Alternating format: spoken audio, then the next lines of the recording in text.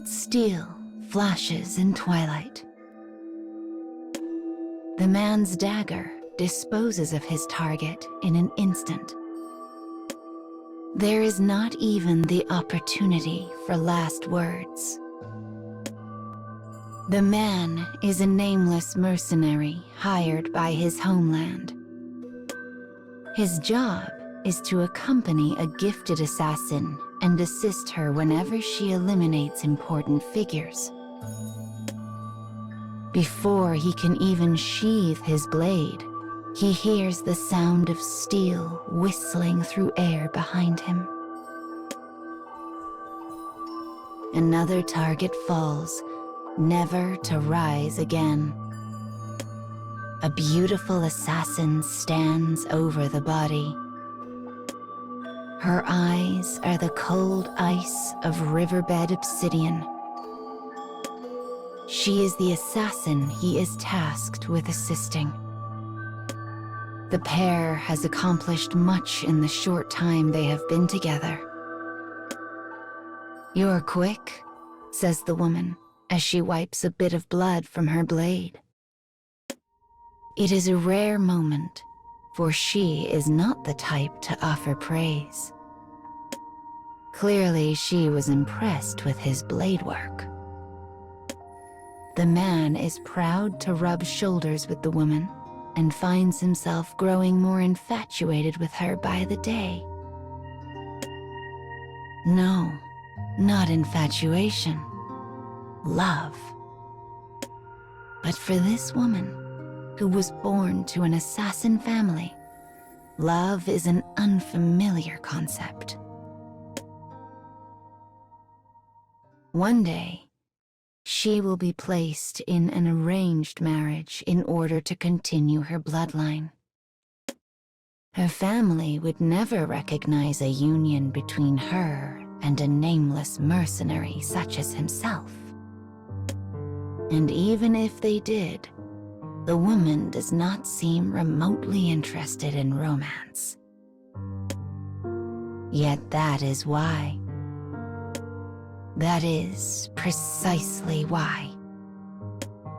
Her otherworldly beauty is a naked scalpel glimmering in the evenfall, and it enraptures him.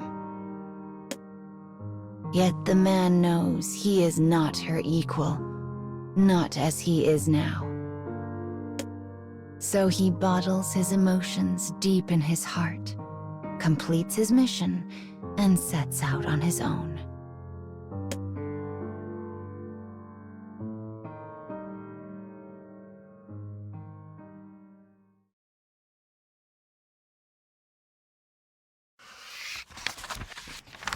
Years have passed since the mercenary and assassin last crossed paths. The man abandoned her suddenly, his torrent of emotions left unsaid and unmentioned. Yet the passing of time has not dulled his feelings. Indeed, they have only grown more acute with each rising of the sun.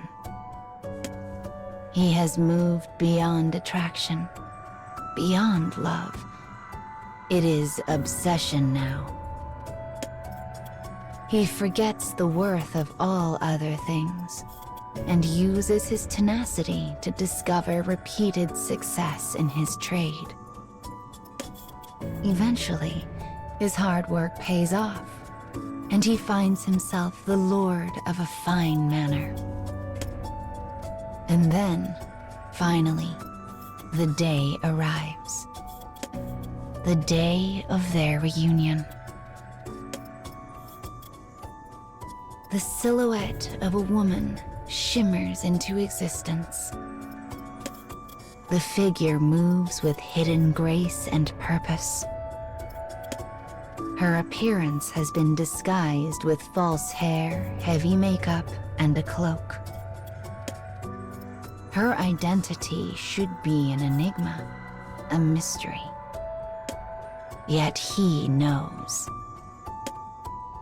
One glance at those obsidian eyes is all he needs. She passes him without a word or look. Her presence is 1,000 icicles on his skin. He can sense her skill, feel it. She is something beyond all measure. It takes all of the man's considerable will not to collapse in the presence of her aura. The air quivers as they pass. He reaches for the dagger in his pocket, but the woman slips past before he can act. He turns to watch her go, squirming with bubbles of delight. He has been waiting for this day. It is why he worked so desperately to gain fame and fortune enough to own his own estate, so he could finally become her target.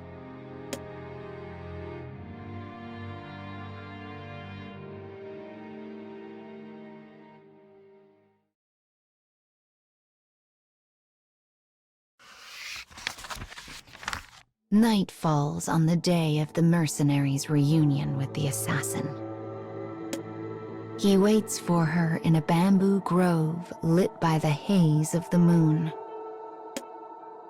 The dense thicket should prove an advantage against the woman's long robes. He has also surrounded himself with traps learned during his long years of mercenary work. Of course, she sees through all of this. Yet despite her awareness of the situation, she slips through his traps and stands boldly before him. She is bewitching, moonlit rapture. His breath catches in his throat as he grasps his dagger. Somehow, impossibly, her allure has only grown stronger over the years. The man suddenly understands that she can never be his. No. Impossible. Such a thing would only serve to sully her beauty, as one might dull a blade while fighting a sandstorm. He has but one desire left.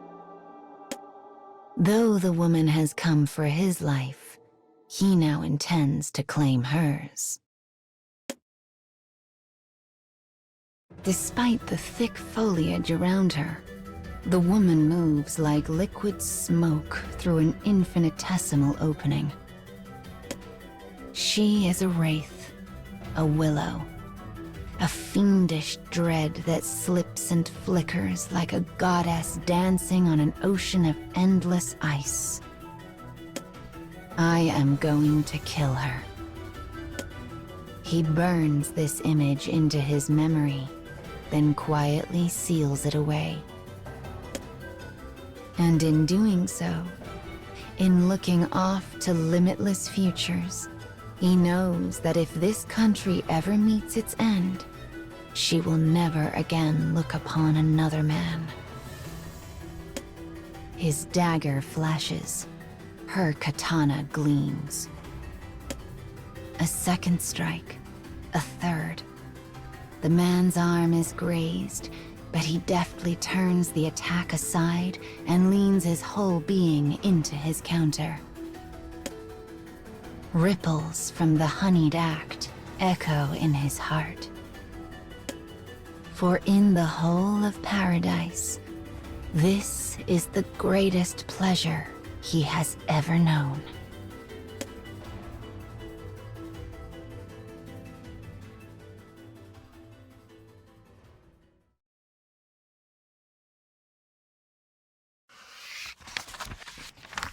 Each time the man brandishes the dagger, he feels the woman's body growing ever closer to his own. Crimson seeps from her wounds to lie gleaming in the light of the moon. The woman staggers, her eyes empty. She has lost much blood. This is the peak of my pleasure. Yet, as the man grips his dagger and readies to end her life, he realizes something. His intellect is honed, sharp. His obsession deep, pure. These things have driven him to the brink of madness. And he is tumbling into endless hallucination. He rallies himself and dispels the illusion, reclaiming his sanity against all odds. But the moment the woman's katana grazed his arm, his fate was already sealed by the poison on the edge of the blade.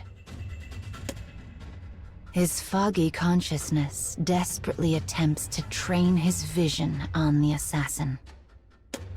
But she is a featureless blur. The man cannot read her expression. He does not know how she looks at him. Yet he keeps going all the same. I am the one who must end you. Fuel returns to his soul, and he brandishes his dagger anew. You should have stayed within the illusion, murmurs the woman. Her words drift through the air toward the man who lies crumpled in a pitiful heap. After so many years, his blade work had grown even more precise. And because she knew this, she did not wish to kill him. Instead, she wished only to render the powerful man powerless. Yet his intellect combined with her immaturity and ended up removing his future. I will remember your skill, she whispers. With a sad sigh, she takes her leave of the bamboo grove. The man's corpse gazes forlornly at the clouds that drift endlessly across the sky. And for reasons known to none, the smile on his face is brighter than the moon.